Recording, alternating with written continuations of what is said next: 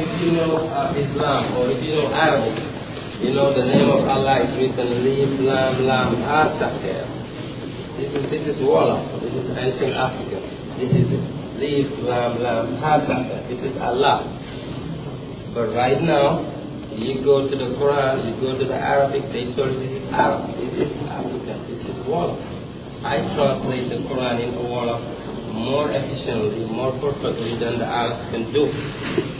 The Quran we're reading, the vocabulary is this time, is old. The modern day Arabs for Arabic Saudi and Yemen, they cannot translate, they cannot explain those words. It's too old. They call it ancient Arabs. And when they relate to ancient Arabs, the people, these are the black peoples of the Arabian Peninsula. These are dark-skinned people. And this is the original name of Allah. Can you say the name again? Leaf, Lam, Lam, Ha-Saker. Ha-Saker means the Ha of the pyramid. And this is the right hand. Like you offering power, you offering strength, you offering, it's your right hand. See, the pyramid right there. And your shoulder, your elbow, leaf, Lam, Lam, Ha-Saker. So you're using your own self. See? I have a question. Yes. Is there a relation between Wolof language and Wahhabi law in Saudi Arabia? Laws, no, but the language, yes. The Wolof is more ancient. Okay. And the Wolof is traced back to the pyramid text. Diab wrote many books about, even a lexicon, a dictionary of Wolof, and how grammar, conjugation. I lift, you lift, he lifts, she lifts, we lift, you lift, they lift. The same way they were conjugating, the same way we conjugate, and the same way we write it, and the same meaning it has. So Wolof, 3,000 years, 2003 right now. There is no change. Wolof is Kemetic? Wolof is Kemetic. By nature, it's the Kemetic is the Paleo language. Okay. It's the mother tongue language. The Wolof is what we speak right now. So Wolof is a derivative of Kemetic? Absolutely. Okay. From Thebes to Timbuktu to Tuba is even the same line. When we were aggressive, we just moved somewhere else. We kill people, the others kill us, destroy, stole, burn libraries, but the elders still have the memory.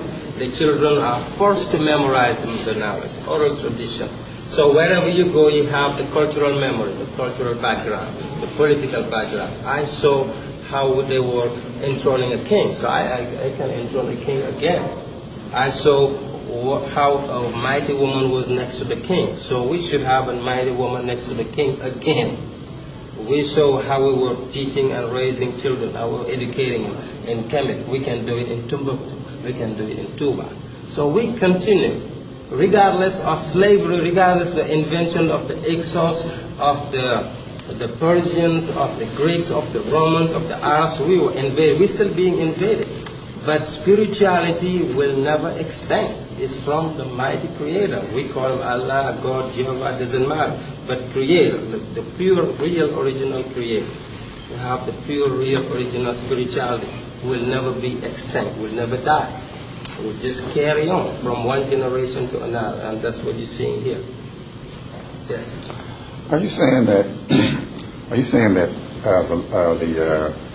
The ability to read the what they call hieroglyphics was never really lost, because if you listen to European history, they're saying that it was lost after the closing. Well, that's what the intention was, to make it lost, and they killed the priests. They found who can read it, who can write it. They slaughter you, and they get the documents they needed. The others they burn it. They burn thousands of libraries and temples.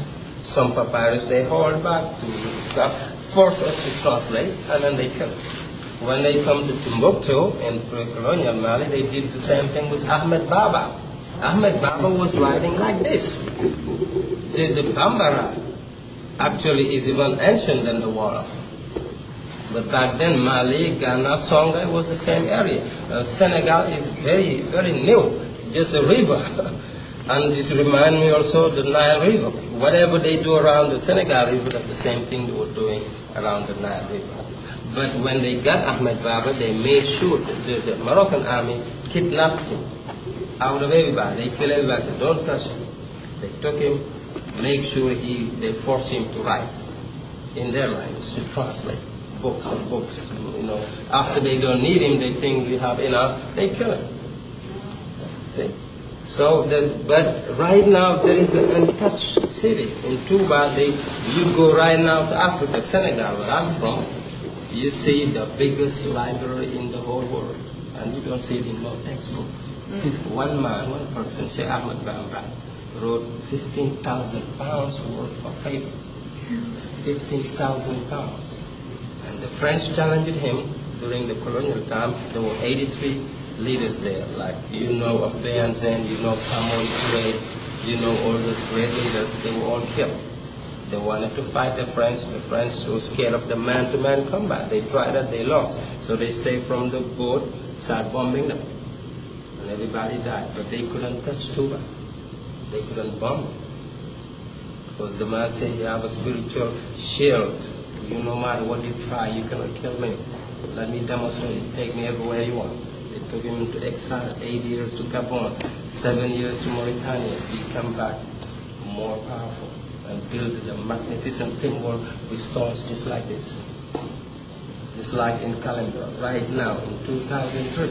So that's why I want to go back and forth. I want you to know that history, just like Dr. Clark says, is the current time. Whatever we did 5,000 years ago, we can do 5,000 years later. Whatever was in the beginning will be at the end. So we got to be able to find something that can justify your history from the present time. If not, it's pending. The Greeks, the Romans, the Europeans are able to always go back to Greece and Rome. And right now, they can justify, explain everything. So we have to have that connection. It's coming then, but it's Touba now. It's Timbuktu and Touba. We got to have the same things we're using, the bare feet, the making of ink, the sculpting on the rocks. Everything is still alive. Okay, let's go quickly upstairs and hold this look. Just like in ancient Egypt. A brother like this, who is as good as any guide I've ever dealt with in Egypt.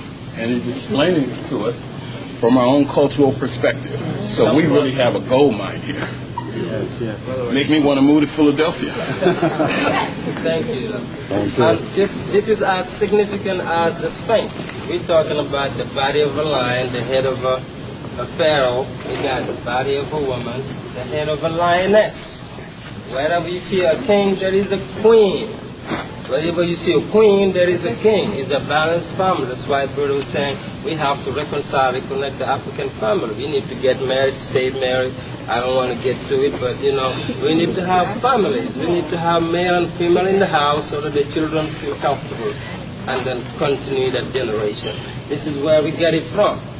And this is no pejorative when you see, you know, woman's breast in Africa is okay. This is life. You know, you're feeding, you know, the children. You're breastfeeding, it's okay. Woman in Africa, out of nowhere, the baby cried, they just breastfeed them. There's nothing, you know, shameful to it. ISIS were doing it, Hathor were doing it, Hatshepsut were doing it. With the life symbol, the Ankh, Ainiko, hey. When you translate it in Pula, Ainiko, hey. This is mean Ankh. But the Greeks, Napoleon and Champollion, didn't know how to read Pula or Wolof. They just used the abbreviation, the A, the N, the K, and the H. They say Ankh. Just like you see CNN. You know, you gotta know, or ABC, you gotta know this is cable network news. If you don't know English, you just say Sinan. Sinan means something, whatever. Really. Like, for real, this is no joke. Can you imagine 2,000 years from now, later, there was a collapse, you know, of explosion, everybody messed up, and some new race come and find a piece of satellite, CNN. They didn't know English. They will call it Sinan. And they will say Sinan is somehow kind of communication. And it's going to become another language. That's what they mess with our language. But if you learn our language, you can decipher word for word. Everything in the hieroglyphics or Mother Nature is abbreviation. The Greeks know that. Because when you say ABC, that's really not ABC. That's alpha, beta, delta, zeta, epsilon, gamma, lambda.